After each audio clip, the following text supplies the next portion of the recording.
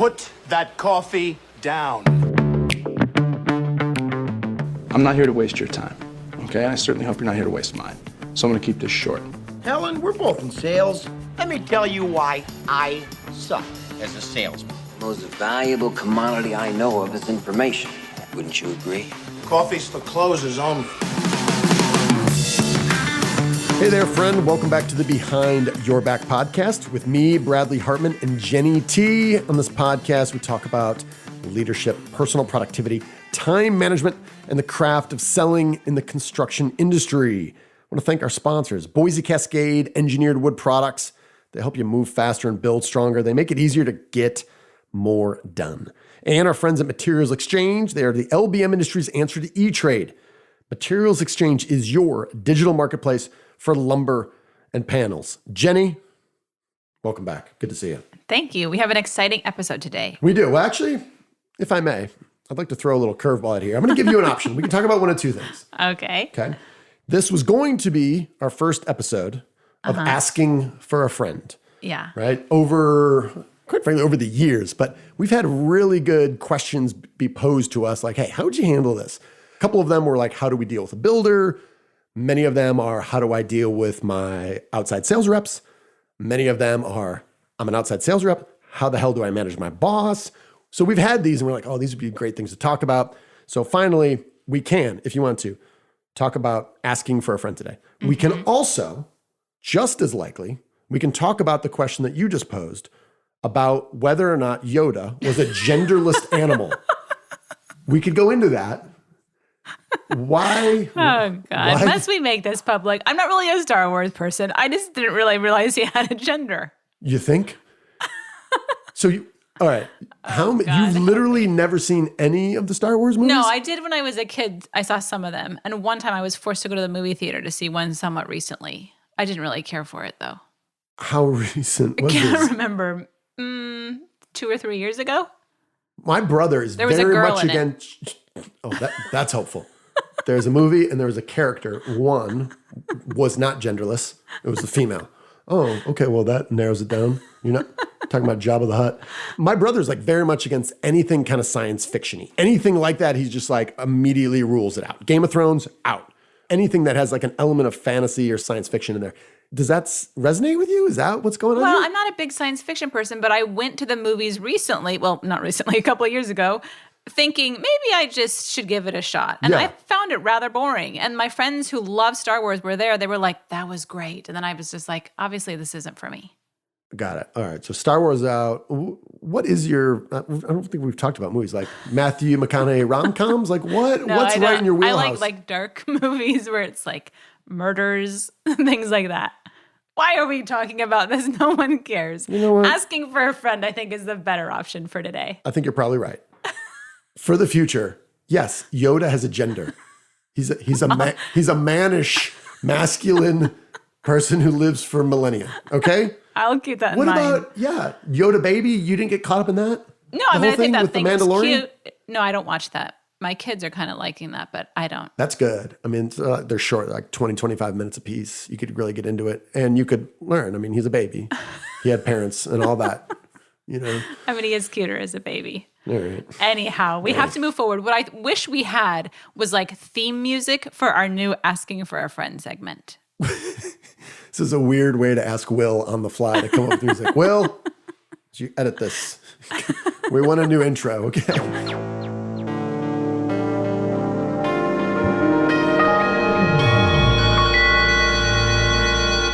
Asking for a friend. All right, so this is our inaugural Asking for a Friend. So here's the question that came our way from Terry, who's on the eastern seaboard, let's say. We need to maintain the anonymity of these people. Otherwise, we start outing people and they start getting fired. They're like, I know it was you. That's not going to be helpful for this. Yeah, no one's going to write in. No one's going to write in. But here it was. How do you deal with a sales rep that says, my fill in the blank with customers, my region, my territory is different?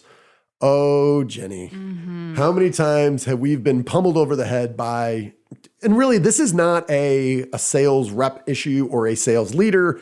I believe this is a human condition We've had presidents, we've had VP of sales, we've had everybody say, well, here's the exception and here's why. It's different over here. We hear that all the time. Yes. Every person we deal with, basically, we've heard this. Every week, I feel like we hear it. Yes. So we spent quite a bit of time on this. Mm-hmm. A few restless evenings trying to think about how we can actually, deliver value, because an answer isn't like, you're an idiot, get over yourself. It's not different. Well, Most problems are that's generally your answer generic. sometimes. Not to clients. They don't want to pay for that sort of advice, even if it's right. All right. So we broke this down into 2 parts, right? Yes. One was kind of how do we frame the problem? And the second part was how do we actually address it? So let's jump in. Let's start with framing the problem. Jenny, where do we start with this? Well, everybody thinks they're special and unique. So we know that's not true. As much as you want to believe that, and we love all of you, you're not that special or unique. Yeah. And I know that the term snowflake has been kind of reappropriated. However, I used to always use as a punchline that everybody thinks they're unique. You're a special, unique snowflake. And now I can't really use that anymore because it's gotten political. But this idea is that, we're all different. My customers are different. I'm different. You don't really understand. You got to explain what's happening here because it's different. No, it's not. You can never underestimate human nature and our ability to think that our current situation, our current customers, our current challenge, whatever it is unique. Most of the time, it is not. No, you're not that unique, and neither are your problems. Yes. Now, I will say there are 4 specific areas in life that I've determined of human existence where we consistently overvalue ourselves. All right? 4 of them. I got a top 4. Okay. Let's see how many you can come up with. Okay. One is everybody thinks they have a higher IQ than average. Ding, ding, ding. That is correct. Number 1 is assessing your own intelligence. Yes. No one in a group say, how many of you think that you're dumber than the average person in here? No one raises their hand there. And they never do, okay? IQ's number 1. What's number 2? How good of a driver you are. Yes, driving ability. You've seen me do this during keynotes. I like it. The laughs are predictable. It's also predictable because it's human nature. Everybody thinks they're good drivers in there. And then occasionally you have this unique situation where you have people that either work closely together or the true gold is when they're married to each other and you have them rate the other person's driving ability. Like for me, I'm very safe, but I'm also just a little aggressive. A little. All right. How would you rate my driving ability? Oh, gosh, like a 6 or 7. I mean, most of the time I'm not like 6? totally thinking I'm in peril, but there's been times where I'm like, I don't know if I'm making it home today. There's that one big kind of bumpy drop off in the middle of I-35 as we're heading into downtown. That's predictable that my stomach always drops and you always white knuckle it a little bit. And I'm like, I think I'm an 8, but just because of that. I think if you have a passenger in your car and their stomach drops at any time when you're driving, you immediately lose at least 1 point. The truth is sometimes I take Dramamine if I'm going to go on a long drive with you. That's not true. That is the truth. That's I carry it in my punchline. purse. That's a joke. I'm serious. I'm gonna call your bluff and I want to see it. All right, so driving ability is number 2. Sense of humor. Most people think they're funny. Currently, I think I'm hilarious. Yeah, we both think we're really funny. Yes, we do. And we are, of course. Of course. And the 4th one is the skill level and ability of a under 9-year-old travel baseball kid in Texas. Again, this is asking for a friend. I'm speaking for a friend. All the kids on our team, dude, these guys are no-brainer, all the way in Major League Baseball players in the making, for sure. That's true. I thought Texas was a football state. Baseball in our area, for sure. It seems like that seems to rule. I'm a competitive person and played football collegiately and played football, basketball, and baseball all through high school. And I thought I'm competitive and a little bit over the top on certain things. Yeah. Not even close. Not even close. The entire state, people are just bananas about the most ridiculous things. It's crazy. Anywho, okay. So as we think about framing the problem, number 1, don't underestimate human nature. Call people out. Okay. Number 2, second part here is understand that most problems are generic. And if you think most problems are novel and unique, you're probably misreading the situation, you're missing facts, or you're letting personal biases cloud your view of the issue.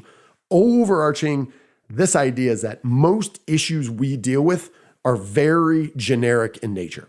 Okay, but we should point out that sometimes things are unique. However, they're probably only unique to you. They're not unique to the human species. Yes. No, this is a good point because sometimes there is something unique and it's unique to you or your customer. And like, we've never dealt with this before, and everyone can nod their head and agree. However, back out just a little bit. And this is not a unique problem to the human existence, right? And especially in our industry, the issues that we deal with, our builders deal with, or dealers deal with, or distributors, the 80-20 rule doesn't apply, which is 20% of the causes end up with 80% of the effects. It's more like the 5-98. 5% of the issues result in 98% of the most common problems, right? So sometimes, yes, you can acknowledge that this is unique here. We can accept that, while also being true, this is a generic problem in general, and someone else has dealt with this before. Yeah, and you can probably Google it and find the solution. So let's go to our third point here. Okay, so quick recap, Jenny. First element, don't underestimate human nature. You are not that unique. Number two, very correlated there, right? Most problems are generic. And the third element here, Jenny, is that it's easier. It requires less thinking to identify a symptom versus a root cause. It's easy to come in, especially for us as an outsider to our client organizations, and point out or just listen to people describe pain points or challenges or obstacles or dumb things that they do and be like, okay, there we go. Let's solve that. The hard work comes in, I think, where we can provide a ton of value is say, okay, I see what you're talking about, but is it possible that that is a symptom, not the root cause? Because sometimes you have to ask more questions, you have to spend more time, you have to do more research, you have to talk to more people to truly understand what's the underlying root cause. And we have a simple kind of 3-column grid. On the left-hand side, it says root cause, then it has a symptom, and then it has potential solutions. And also there's something here, Jenny, with human nature, where we want to quickly identify a symptom. We know, hey, this is causing me pain, and I know how to solve it. And you can do that, but not solve the root cause. So the underlying condition exists, and it continues on to cause more pain and frustration in different ways. But we've only addressed a fraction of the true problem. I think a lot of times too, these underlying conditions, you look at those like they're permanent and you can't change them, and they've been done for so long that it's not even something you're questioning, which is not the best way to look at it. Yeah, couldn't agree more. And that's a good segue that we'll circle back to into part 2 when questions that you can ask. But let's continue on with how we frame the problem. The fourth element here, Jenny, we have seen quite a bit. We have seen leaders often violate their own principles and set a precedence that says it's okay to say things like, well, it's different this time, or it's different with this customer. Yes, we've seen leaders make excuses for their team, which I don't see how that benefits their team. It also puts them in a position where they feel like they cannot overcome obstacles because not only are they not capable, their leader thinks they're not, and their leader agrees this is too hard and you can't fix this. Yeah, you've heard me say this quite often. The lesson that I learned on the first day on the job site back in 2000, that our VP of construction said the quality that you accept is the quality that sets the standard. And you can substitute quality with just about anything.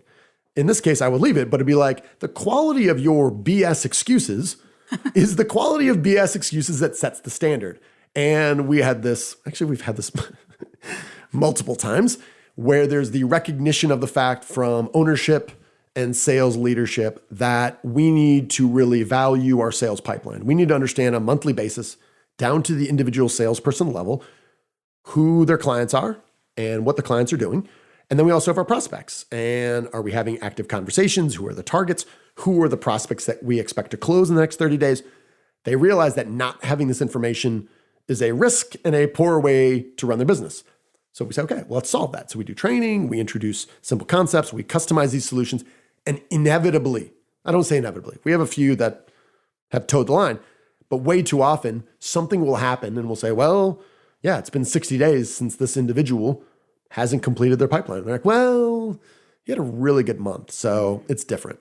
Yeah. And I was like, oh, I get it. So the rule that we're going to run our business like a business and know the value of our prospects and customers, that can be violated if there's an excuse and they do well. So, and I think once you do that, you can create the culture that it's okay to make excuses. So this fundamentally goes back to what kind of culture do you really want? And I would prefer to have a culture where if someone says, well, hey, my customer's different here, you have a culture of rigorous thinking and in a polite way challenge someone to really understand why that is. Right. And you want to teach your team that they can overcome their own challenges. Just like we want to teach our kids that kind of thing. Why would you want them to feel like, ooh, this is too hard and I can't do anything about it? Yeah, couldn't agree more.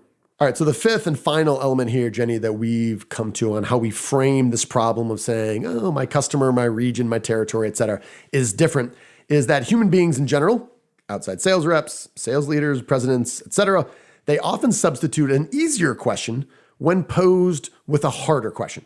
So we have a client that likes to send out monthly newsletters, kind of reporting about the market and things that are going on locally for them.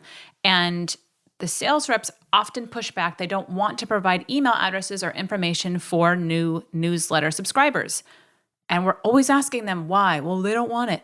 How do you know? Just because you don't want a newsletter doesn't mean other people don't want a newsletter.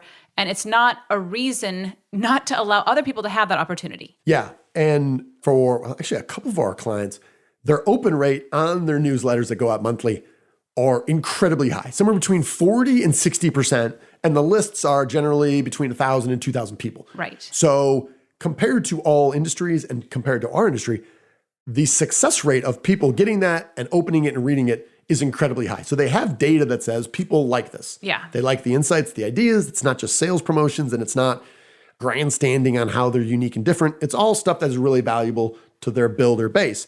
And we often hear this. They'll say, well, yeah, this new client doesn't want a newsletter. I said, did you ask him? And he's like, well, I just know him. And I'll say, is it possible you have substituted the question of, does your new client want to get ideas and insights to help them make, find, and save money from the marketing team with, do you want to receive an email newsletter, right? And they have a sheepish.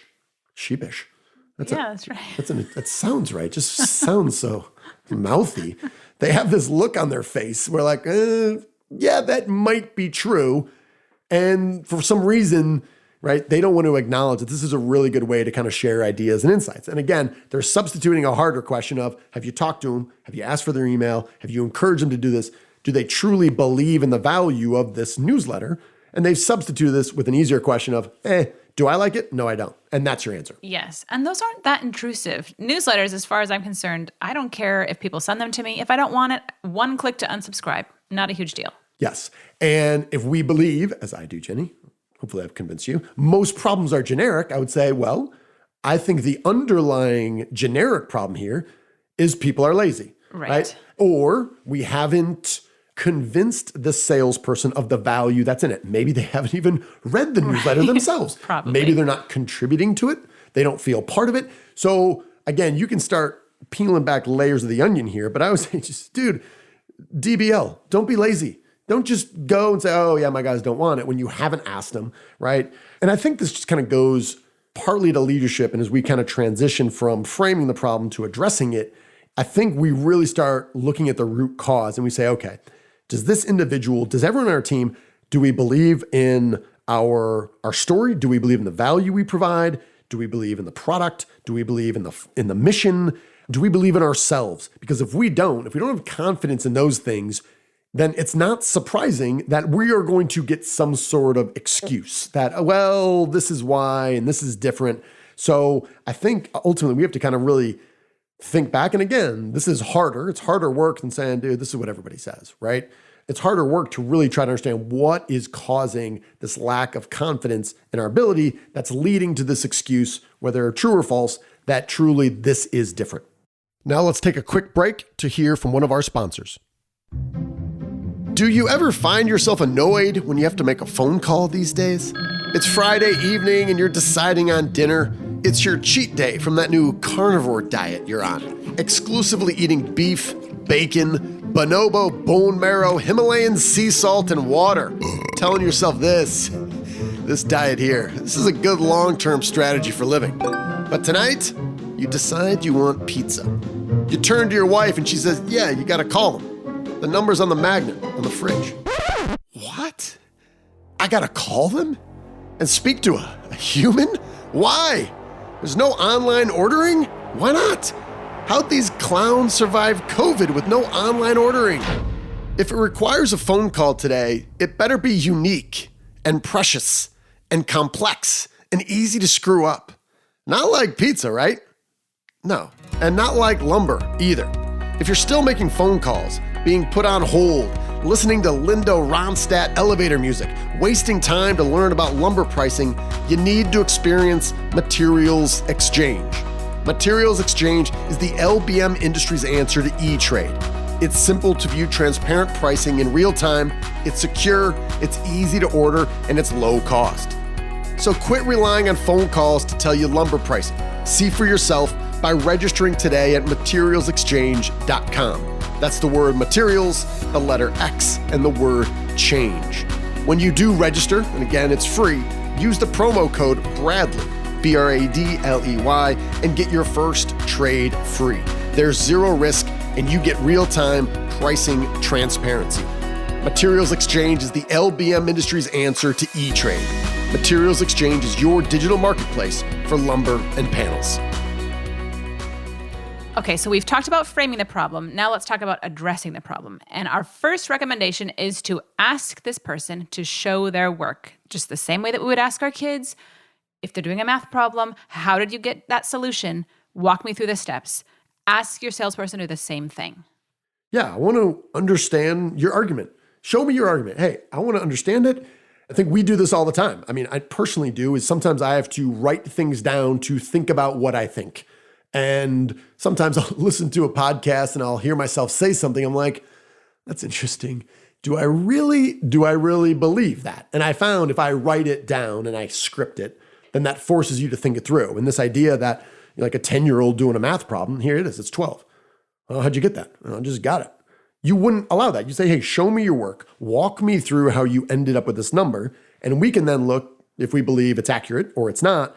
I think you need to challenge your people and don't allow them just to throw out these BS excuses. And if someone says, well, I can tell you why I'm 22 out of 25 on the sales leaderboard, my region's different. Do me a favor, totally want to hear your argument because it very well could be valid. Go ahead and send me an email, script it out. When we have done this, when we force people to show their work, to detail their argument, they often come to the realization that actually this has got some pretty big holes in it. One that I could drive a semi through. All right, maybe I have to approach this differently. And sometimes that change comes about on their own. And we found this to be really valuable. We're going to have a podcast coming up soon where this simple phrase of how we frame an argument, and I've written books with it. We've done podcasts with it. I got through college with this. It's X is true because of A, B, and C. So X is true is your assertion. My region is different. That's why I'm dead last in sales. Okay, because of A, B, and C. Come up with 3 reasons why they are truly different. And then, you can build a 5-paragraph essay. You can write a book on this whole thing. But this idea of X is true because of A, B, and C, forcing someone to spell this out will reveal their level of thinking or their lack of thinking on this issue. Yeah, and I think when doing that, you kind of force people to recognize assumptions they may have or these red herrings that they're throwing out where they're not exactly explaining their argument. They're kind of making an assumption or saying something that sounds right, and people are like, yeah, sure, but truly doesn't really apply. Yes, yeah, this idea of a red herring that I'm going to throw something out that's not really germane to this issue, but it sounds about right. It sounds smart. And if you hear someone responding and they'll say, well, it is what it is, that's a sign. That's a sign they're not thinking, right? And no one ever says, well, it's not what it isn't, right? And then you're like, wait, what does that mean? I like to throw that back when I hear that. The other way to get around this too is to force people to document their assumptions. This is one of those valuable exercises that we do with executive teams. As we're looking at the current environment, we're making strategic choices on capital and talent and time. Let's document our assumptions here, and then you assign probabilities to it. So to what degree do you think that this is accurate? And if we did this, what do you think the probabilities are that we would do this? Because where we're going from here is that if we document these and then we ask some questions, then we can know an experiment. We can test these as well. And at that point, we will either find out that, okay, maybe your region is truly different, or you know what, it's not. And we've done a little experiment and we've compared your region versus this region. And here's what we found. So I'm getting ahead of myself, Jenny. Second part of addressing the problem after you show your work is to ask some questions. I think the first thing is here, what are we comparing, right? The sales line that I love when somebody says, hey, your price is too high, compared to what? I think sometimes we forget, and this is kind of along the lines of the red herring, is somebody will throw out and they're like, well, I mean, you realize that most of our clients here, they're a little rural, so they're different than these urban centers, and they're different. And why are we comparing these two? And is that the correct comparison? And I have heard you often say to clients, what would have to be true for these customers to be the same? Yeah, this forces them to think through what would be required, what evidence they would need to change their position 180 degrees. To say, okay, all right, what would have to be true then for you to say, well, now that I think about it, if these elements were there, my region, my customer wouldn't be different. It'd be the same as you. What would those things be?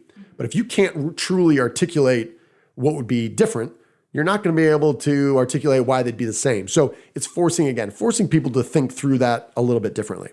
Yeah, so in addition to that question, which I do love, what would have to be true for ... in this case? What would have to be true for this customer to be the same? You can also ask, what evidence would you need to see to change your opinion? So articulate what is missing that, if present, would allow you to change your mind. And again, it just forces people to think. And I think ideally, if we're developing a culture, we want to have a culture that encourages people to think through what they really think. I don't know, do I need to expand upon why thinking organizations are better than others? No, but I will say sometimes we get pushback because this might not be something that your team is comfortable with or used to doing. Just thinking this kind of thing through. Right. We get a lot of eye rolling in the beginning. This is true. I think more often it's more passive aggressive. We're all like, shake my head and be like, all right, I got to pick my battles. And then I drive home that day and I complain to my wife about how Jenny's driving me crazy and she's not even thinking it through and she's wrong. And then I swallow all that down and I go back to work and I ignore that it ever happened, right? And you just multiply this by 100, and this is how some organizations operate. The other question that's really important, would you allow me, can I just read a quick excerpt I guess. from a wonderful book I would strongly recommend to anyone, The Effective Executive by Peter Drucker. He said, the first question the effective decision maker asks is this a generic situation or an exception?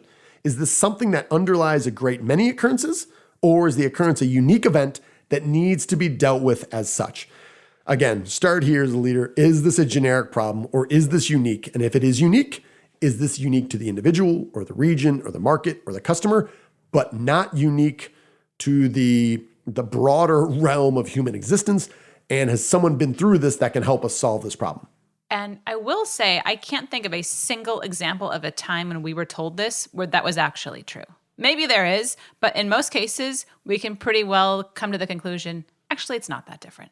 Jenny, completely agree. So that brings us to the third element of addressing the problem, which is if you really want to, if you find that you're still at loggerheads and you still find this person says, hey, this metric or this new process or whatever, it doesn't work for me and we're truly different. Say, hey, let's test it. How can we experiment with it? How can we get some data to see if either you're right or I'm right? How can we make a bet and determine let's test it out a little bit? And when I think of this, the most famous example was we often have a level 4 or a level 5 finish of drywall in the Chicago market. And there's a few markets where, unlike this wall we're looking at here in Dallas, the whole thing is a giant imperfection. They're spraying a bunch of stuff on and they scrape it down. And where's the imperfection? I don't know. The whole wall's an imperfection, right? And you have texture. Well, in Chicago, we sand the hell out of it all and we go through all this work and inevitably we put a window by a corner and the homeowner sees some imperfection and we got to come back in and float the whole wall. Heaven help us if you give a homeowner prior to closing some stickers and you tell them to look over this entire wall to find flaws, you'll drive yourself to drink. Been there, done that. So I got into purchasing and I said, so many other markets, the vast majority of the other markets do not do a level 4 or level 5 finish. Why don't we test it? And I pushed and finally someone said, all right, if you can find one example where we can do this safely, we can test it and see if the homeowner minds. Now I kind of had an ace up my sleeve. I said, great, I am buying a Pulte home. I want you to do it in my house and we can bring other people through because my folks in Colorado and folks in the East Coast, like I would totally accept a non-level 4 or level 5 finish on drywall. And when push came to shove, they said, no, we don't want to do it. So I was like, okay, then let's just say that we're never willing to test it or experiment with it. We just want to complain about all the labor and all the cost involved in doing it. But again, they would say, well, it's different in our market because D.R. Horton and Lennar and all the other guys are going to be doing level 4 and 5 finish, and we will be at a disadvantage. My personal view is I didn't agree with it, but if you're not willing to test it or experiment with it, then make that determination, quit complaining about it, and move on. After hearing you tell that story, it kind of makes me think, what does a level 4 and level 5 finish look like on a wall? And maybe I need that in my house. You can get one. Have I been missing out all this time? FOMO. I'm pretty sure, given the labor situation these days, I'm sure $60,000 or $70,000 can answer that question for you. I'm sure that's what does this look true. like? Do I need it? And you'd be like, no, I don't. I see that seam over there in the ceiling. No, it's hell. It's a drywall version of hell. That's what it is. So the point there is, right, when you're done, ask questions, right? Confirm that people have shown the work, make them detail their argument, ask some questions. Who are we comparing here? Why? What would have to be true for this to be different? What evidence would you need to see to change your opinion? And then test it, experiment with it. And I think too often we think, well, if we experiment with it, well, it's going to cost too much money. It's going to take too much time. And you find that we come back and folks are complaining and talking about the same challenge for months on end, where I said, whether it's $100 or $1,000, you can spend a nominal amount of money and come to a determination, make a decision based on data and move on. But yeah, it takes a little bit more thinking, but I think that's kind of circling back to where we started, Jenny. That's the problem. When you hear someone say, well, it's different here, it's a shortcut for people who don't want to think it through. And if they truly believe it, then these steps about detailing your argument and having a larger discussion and testing it, then that should be part of the process. Okay, 2 more things to add before we close. Just maybe to reiterate. First thing, you're giving me a funny look. I was just wondering if one of them was going to be about genderless Yoda.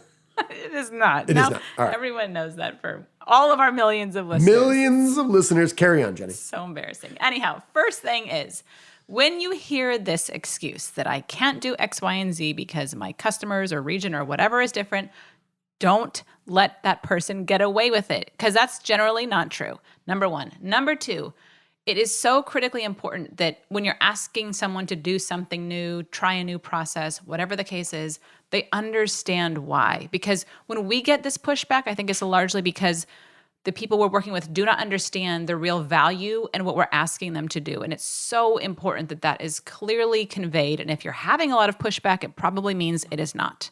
Yes. Any sort of challenge, I think, if you are a listener here and you consider yourself a leader, no matter what happens, any part of the friction that is occurring, a certain percentage of that is your fault. You have to own that. No matter what happens, you got to own that. And we've done this where we've sat back and said, all right, the president was really comfortable saying, the old system's broken. Here's what we're doing. Do it. And sometimes we're kind of on the sidelines and saying, well, hey, we did recommend we should do some training in this, but we were fine. And then we find out that there is friction. These people aren't bought in. And we say, okay, going back, knowing what we know now, what would we have done differently? You know what we would have done? We would have spent more time. We would have talked to people. We would have over-communicated. We would have had training. Make sure we're getting people nodding their head and at least saying, okay, I'm willing to try that. This whole method of, hey, here's a new metric, here's a new process, here's a new change, here's a new product, go do it. Well, kind of, again, circling back to where we started, human nature, it's not surprising that people are going to push back to changes to their environment. Okay, I got nothing else, Hartman, about this. But so excited to debut our first Asking for a Friend. There it is. Were you hoping there was going to be background music there? Yeah, I hope so. Got it. All right. Asking for a friend. I want you to email us in, bradley@behindyourbacksales.com. Let us know if you are dealing with an issue and you want to, quote unquote, ask for a friend. I also want to know, do you want us to dig deeper into the genderless Yoda conversation? Should we go into more? Are there more misunderstandings about key figures in pop culture that we can dig in with you, Jenny? I want to know. I don't know about you. My mind is spinning right now. But, probably a lot of Star Wars ones. I really don't understand that whole thing. Okay. Well, We got time. We got a show. We can solve this problem. No, nobody needs to hear that. Anyhow, I think we should wrap it up. All right. So if you do have any sales fundamentals issues, if you have any builder scenarios that you're struggling with, we have a few of those. Actually, we have a couple slated. We have one builder who emailed us and said, how do I deal with this unique prickly situation with my dealer? We have several dealer ones where they're saying, hey, I'm really struggling with this builder. How should you frame this? So we're digging into those. But if you have them, do not hesitate to email me directly at bradley@behindyourbacksales.com. And of course, you can hook up with me on LinkedIn and Instagram at BehindYourBackCEO. Jenny, we want to thank our sponsors. You can learn more about Boise Cascade's engineered wood products and their innovative Sawtech technology by visiting bc.com/EWP. And our friends at Materials Exchange. What E-Trade is for the stock market, Materials Exchange is to the LBM industry. They make commodity pricing transparent, buying simple, and the fees are oh so low, Jenny, so low. Register today and use the promo code Bradley. Spell it, please. BRADLEY. EY. I never realized so many people wanted to leave out the E. That hasn't occurred to me. It either. It looks funny. Yeah. It's bad. BRADLEY to get your first trade free. Jenny, that's all I got. I'm going to close it like we always do. Okie doke. You are owed nothing. Deliver value first. Make it a great week.